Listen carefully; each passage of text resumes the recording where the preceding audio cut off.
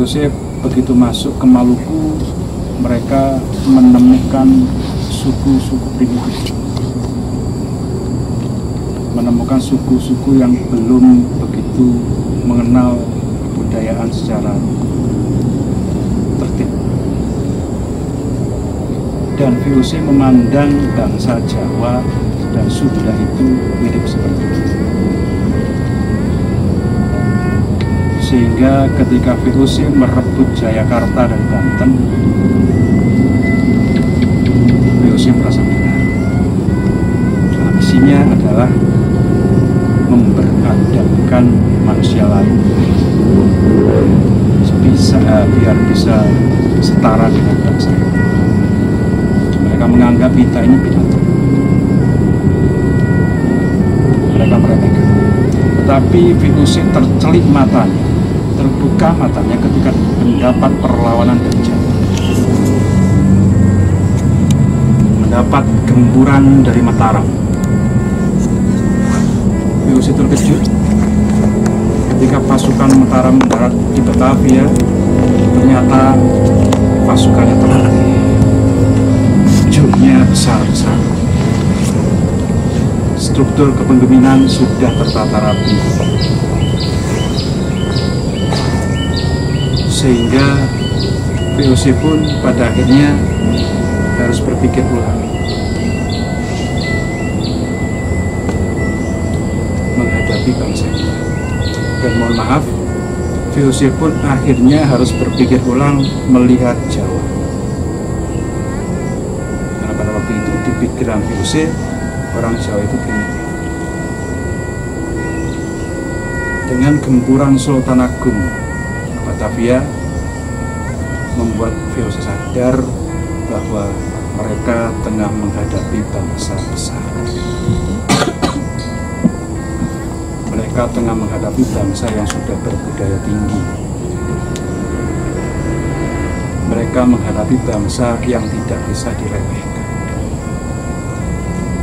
Sehingga selesai pertempuran antara Mataram dengan VOC, sebenarnya tidak ada yang kalah, tidak ada yang menang. Draw.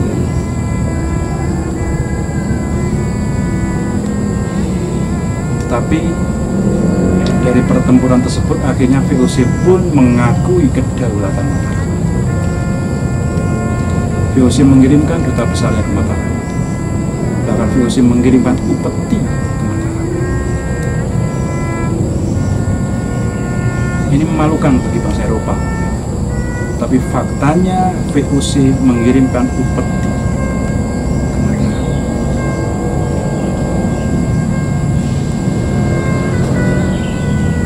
Sejak saat itu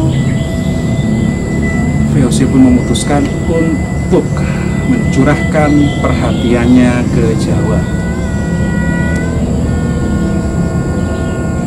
Karena bahasa Jawa tidak bisa dipandang sepele.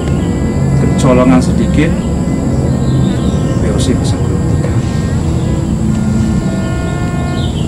Dari sanalah akhirnya para sarjana-sarjana Eropa pun mempelajari Nusantara, dan mereka menemukan kenyataan memang di Nusantara ini yang paling menonjol adalah bangsa Jawa. Semenjak masuknya Portugis yang melakukan perlawanan dahsyat adalah Jawa. Dengan jum-jum besarnya dikirim dari Jeporo waktu itu sebelum Belanda masuk, semuanya digerakkan oleh cendekiawan-cendekiawan Jawa.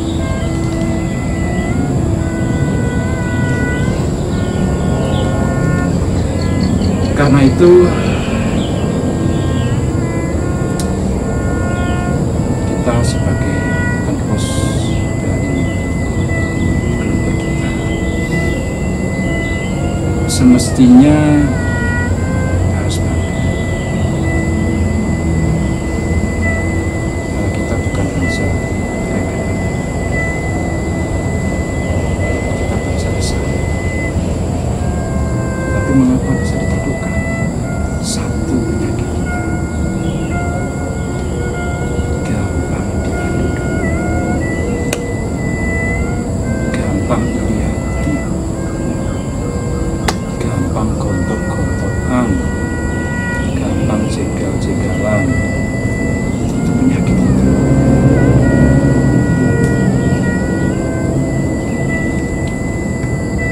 VOC pertama kali ketika menghadapi gempuran Mataram tidak menyadari itu. Tapi lama-kelamaan ketika mempelajari kronologi penyerangan Mataram ke Batavia sampai bisa gagal, VOC sendiri sebenarnya juga takjub. Mataram itu kekuatannya luar biasa. Kenapa bisa gagal menyerang VOC di Batavia? VOC menarik kesimpulan setelah mempelajarinya bahwa ternyata di internal Mataram terlalu banyak persaingan. Ternyata di internal Mataram terlalu banyak sikut-sikutan, jegal-jegalan, iri-irian. Mempelajari akan hal itu, maka VOC pun menerapkan politik divide et impera. Ternyata bukan watak bangsa Jawa saja. Ternyata bangsa-bangsa Nusantara lainnya sama.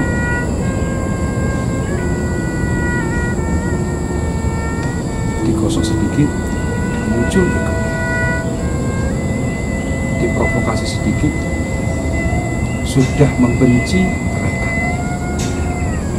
Diberi kabar angin sedikit, belum tentu benar atau salah, sudah dipercaya. Ketika rekannya maju di depan, bukannya mendukung, malah menjegal. Itu watak kita. Dan VOC tahu itu, Belanda tahu. Sehingga dengan taktik divide et impera,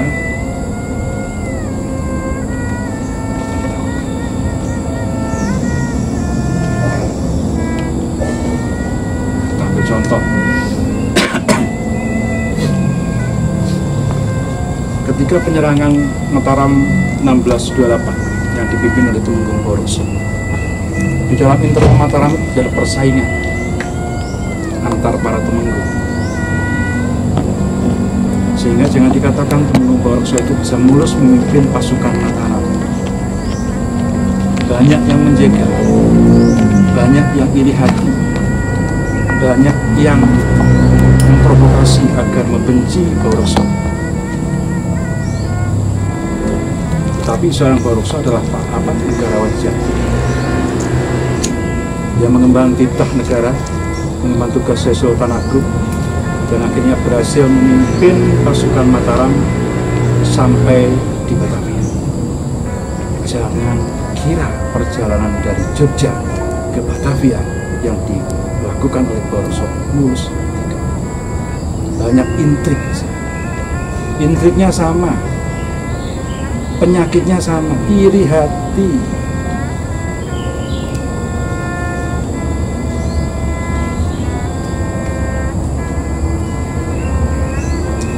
Oleh karenanya, karena intrik tersebut, maka pasokan logistik pun tersendat. Harusnya dikirim hari ini, diundur. Karena tujuan apa? Menjatuhkan Boroso.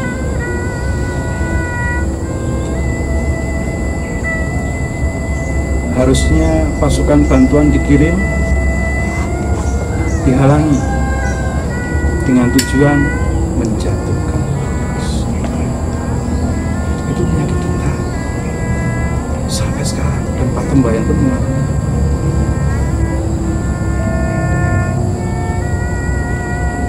Kalau Anda mungkin bisa merenungkan sedih, bangsa kita tuh wataknya gitu. Melihat Boroso memimpin 10.000 pasukan Mataram masuk ke Batavia, jangan dipikir mulus perjalanan.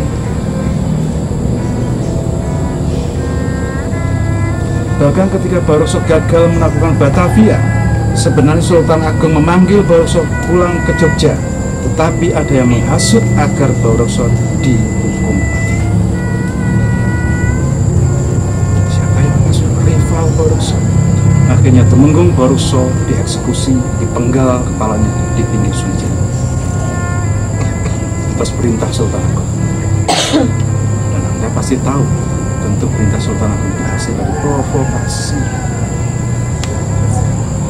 Nah, kita tahu lah janji-janji kita yang sudah provokasi seperti apa. Sakit-sakit kita sebelum aja, penggal aja kepalanya. Kita jadi contoh yang kurang baik bagi Tumenggung lain. Sultan Agung pun menimbang dan memutuskan Tumenggung Baroso dan Tumenggung Mandurarejo, wakil dari Baroso, harus dipenggal kepalanya.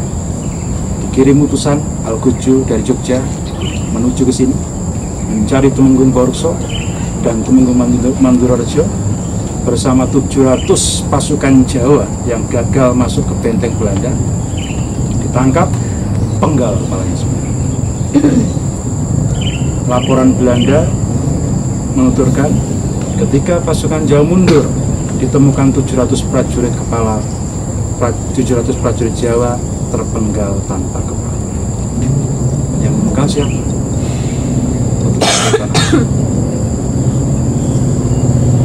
Hasil apa? Provokasi.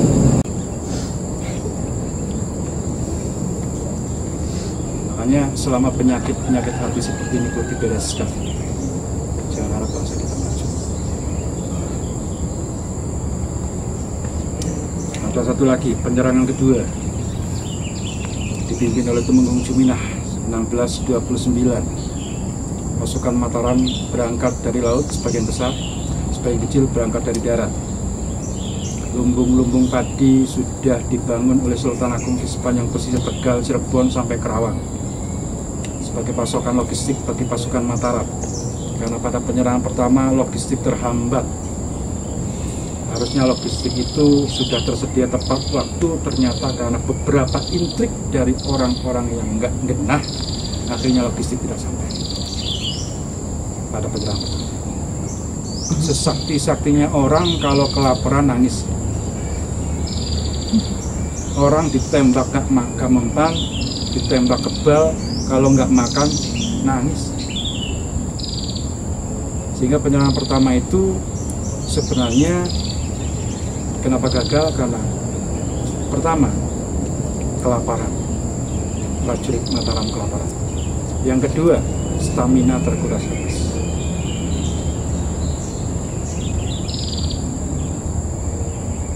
Penyerangan kedua, Sultan Agung mengantisipasi, dibangun lumbung-lumbung padi di sepanjang pesisir utara, mulai dari Tegal, Cirebon, Indramayu, Kerawang,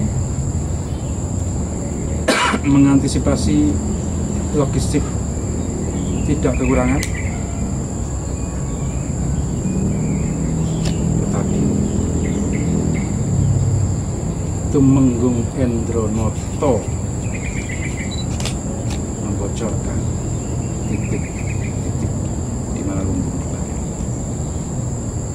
sehingga VOC pun dengan orang bayarannya membakar lumbung makanan, pasokan makanan untuk Mataram. Kita bayangkan, bajingan orang kita sendiri. Orang kita sendiri. Maka banyak pelajaran yang kita ambil sebenarnya. Nenek moyang kita tuh ada yang gagah, berani, jujur, ikhlas, juga banyak yang juas.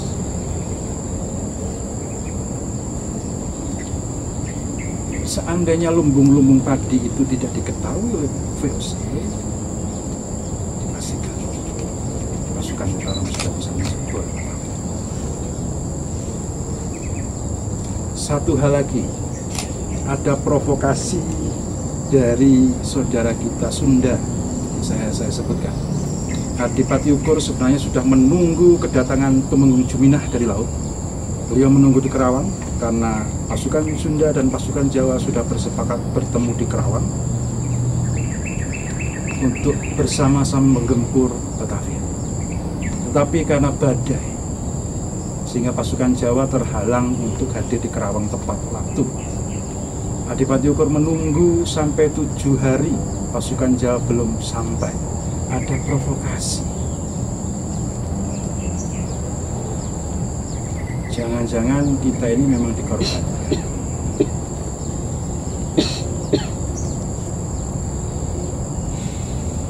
Jangan-jangan kita ini hanya dijadikan sebagai tumbal.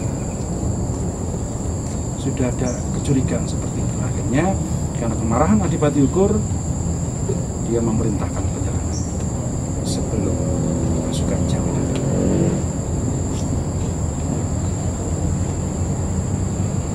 itu penyerangan kedua 1629. Begitu Tumenggung Juminah dengan pasukan Jawa tiba di Kerawang, pasukan Sunda sudah tidak ada. Dan dapat laporan bahwa pasukan Sunda sudah bertempur di Batavia. Marahlah Tumenggung Juminah. Dia tahu ada yang gosok, ada yang provokasi. Lagi-lagi itu masalah kita.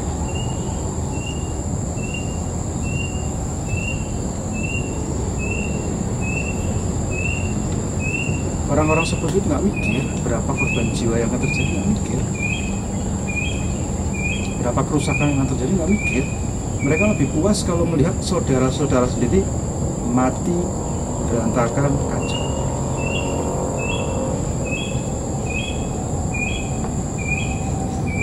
Pasukan Jawa menyusul pasukan Sunda ke Batavia sudah terlambat karena pertempuran sengit sudah terjadi. Belanda sudah siap luar dalam. Padahal pada waktu itu Nyimas Untari sudah berhasil menggal kepala janji tersebut. Bayangkan, kalau tidak ada provokasi, kalau tidak ada badai, ketika pasukan Jawa dan pasukan Sunda bergerak langsung ke Batavia, dan di Batavia Nyimas Untari berhasil memenggal kepala Jepikun,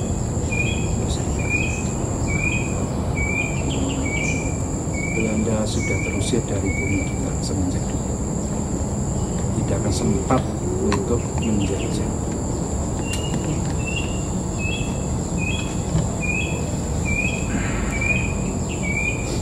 Lagi-lagi penyakit hati bangsa kita ini yang harus dibereskan.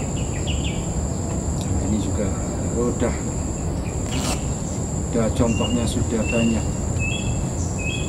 Yang terakhir peperangan di Ponorogo, ketika peperangan sudah hampir mencapai puncak dan Belanda sudah hampir gulung tikar, ada persaingan antara Pangeran Diponegoro dengan Kiai Mojo, rebutan endi yang paling penting, rebutan mana yang paling ditaati, rebutan mana yang paling hebat.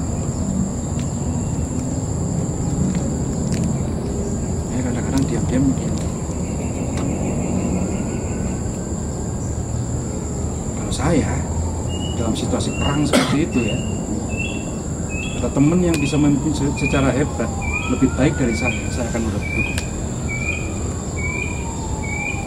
Saya akan dukung dia, alih-alih saya menjaga.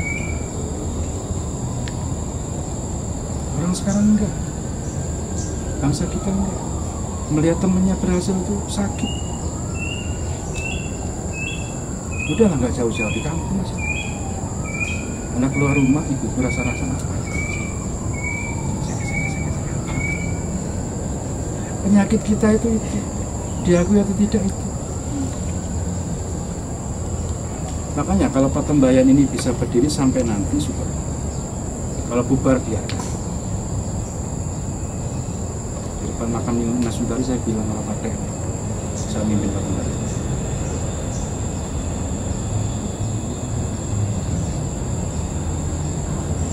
Mau didukung silahkan, nggak didukung silahkan. Ilmunya saya jalan sendiri sama keturunan saya sendiri. Ada aja. Patembayan mau gini, udah satu suka. Wedaran seperti ini belum dijalani, gak satu suka. Diam-diam yang jalani berhasil. Jiwa yang biasa udah nggak kakek ngomong. Jalan dari awal berhasil. Walaupun pelan. Kebanyakan kita dapat wedaran belum dijalani, ada wedaran. Bahas ini, bahas gitu. Ki ajar gini, pakai gitu. Begitu nyungsep, Ki ajar kok. Akan baca belum jalan. Lakoni aja dulu.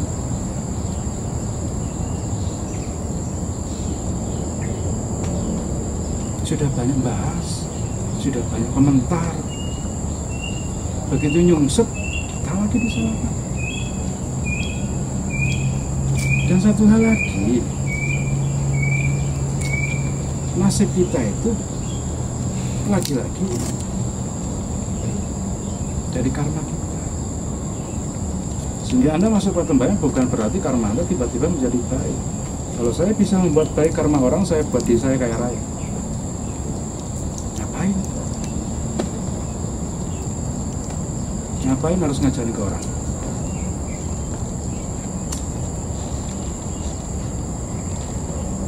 Saya bikin saya jadi miliarder.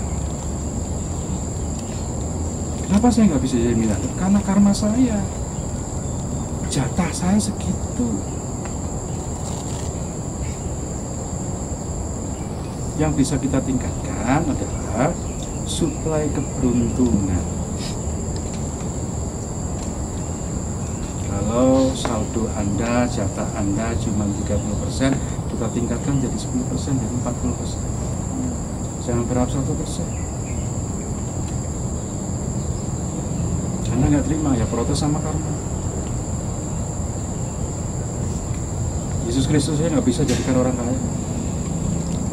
Nabi Muhammad aja nggak bisa jadikan orang kaya. Buddha aja nggak bisa jadikan orang kaya. Nah kalau saya apa? Kalau Anda nuntut masuk Patembayan jadi kaya,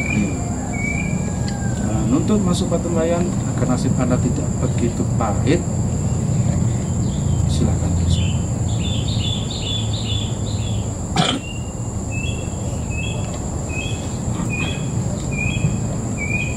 Ini yang boleh dijamkan.